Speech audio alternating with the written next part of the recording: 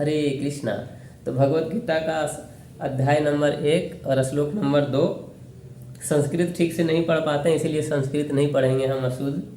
तो उसका सीधा हम श्लोक पर जाते हैं। श्लोक जिसका हिंदी में है। संजय ने कहा, हे राजन, पांडु पुत्रों द्वारा सेना की व्यूह रचना देखकर राजा दुर्योधन अपने गुरु के पास गया और उसने ये शब्द कहे। तात्पर्य: धृतराष्ट्र जन्म से अंधा था। दुर्भाग्यवश वह आध्यात्मिक दृष्टि से भी वंचित था। वह यह भी जानता था कि उसी के समान उसके पुत्र भी धर्म के मामले में अंधे हैं और उसे विश्वास था कि वो पांडव के साथ कभी भी समझौता नहीं कर पाएंगे, क्योंकि पांचों पांडव जन्म से ही पवित्र थे। फिर भी उसे तीर्थस्थान के प्रभाव के विषय में संदेह था। इसलिए संजय युद्ध भूमि की स्थिति के विषय में उसके प्रश्न के मंतव्य को समझ गया। अतः वह निराश राजा को प्रोत्साहित करना चाह रहा था।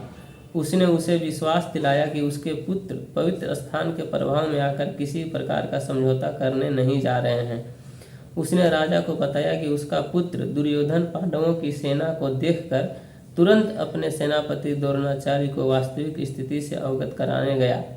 यद्यपि दुर्योधन को राजा कहकर संबोधित किया गया है, तो भी स्थिति की गंभीरता के कारण उसे सेनापति के पास जाना पड़ा।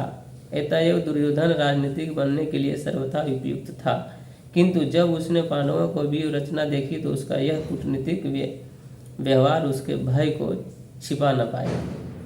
हरे कृष्णा। तो ये भगवद गीता का अध्याय 1 का श्लोक नंबर 2 था, जहाँ पे संजय धृतराष्ट्र से कहते हैं कि आपके जो दुर्योधन पुत्र हैं, वो जो पांडव का सेना का व्यूह रचना है, जो उसको देखकर अपने सेनापति द्रोणाचार्य के पास गए हैं और बता रहे हैं वो कि इनकी रचना व्यूह रचना युद्ध का जो मैदान है कैसे सजाया गया है। आगे ये हम तीसरे श्लोक में आप लोगों को सुनाएंगे। हरे कृष्ण।